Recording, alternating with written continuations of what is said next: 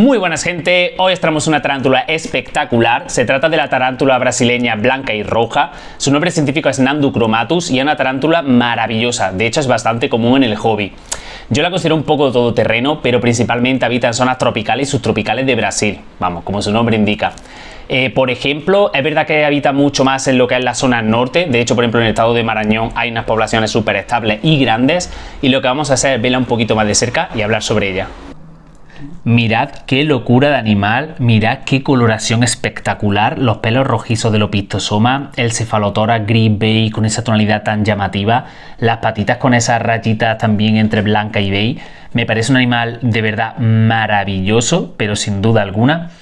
Crecen hasta los 16 centímetros, ¿vale? Algunas hasta los 18, muy rara vez van a pasar los 18 centímetros. Y bueno, lógicamente estamos hablando de la hembra, tiene un tamaño bastante considerable. Los machos son más patilargos de aspecto, el cefalotórax más oscuro, un poquito más pequeños, no son tan robustos, son más esbeltos y bueno, como en casi todas las tarántulas.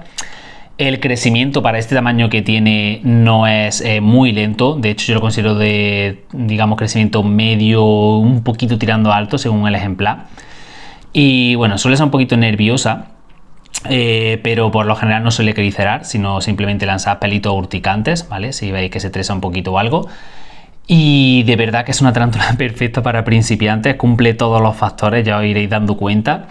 El tema del movimiento es como un poquito más tranquilote, no es una tarántula que a lo mejor salga corriendo súper rápido como otras, también es una tarántula terrestre. Y bueno, son súper voraces, os lo digo ya. Una glotona que no tiene rechazo en nada. Yo por ejemplo le doy portentosa, le doy cucaracha, ¿vale? Básicamente casi todos los animales, sabéis que es un alimento que me encanta. Pero bueno, le podéis dar langosta, grillo, algún tenebrio, no va a rechazar nada. En este caso yo a esta hembrita se la doy con las pinzas y la coge directamente con tranquilidad, ya estás más que acostumbrada. Y bueno, suelen durar entre 14, 15 y 16 años las hembras, ¿vale? Y los machos unos 4. Ya sabéis que los machos básicamente tienen la función de reproducir y poco más.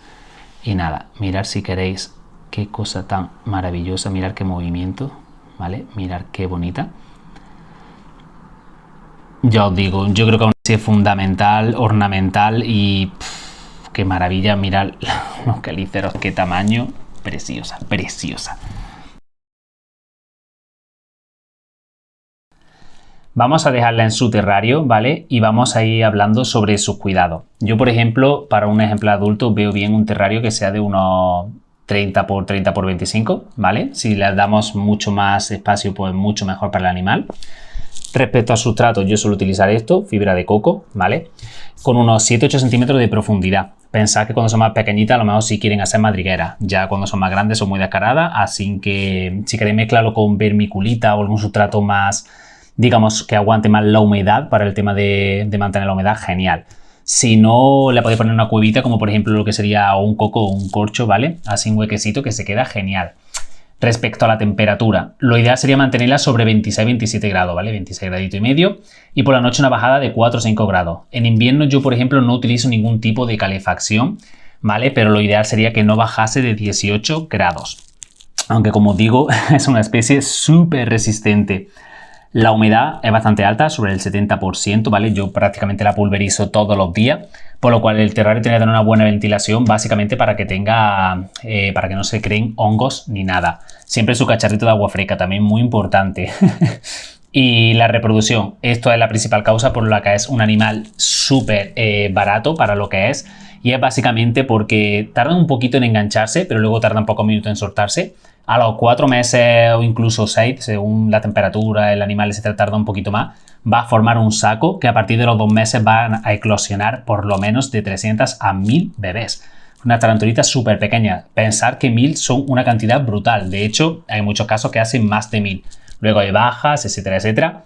Pero bueno, básicamente esta capacidad reproductiva es lo que hace que tenga un precio tan económico. Yo digo de verdad que si queréis iniciar en el hobby, una buena opción. Y nada, espero que os haya gustado y próximamente más.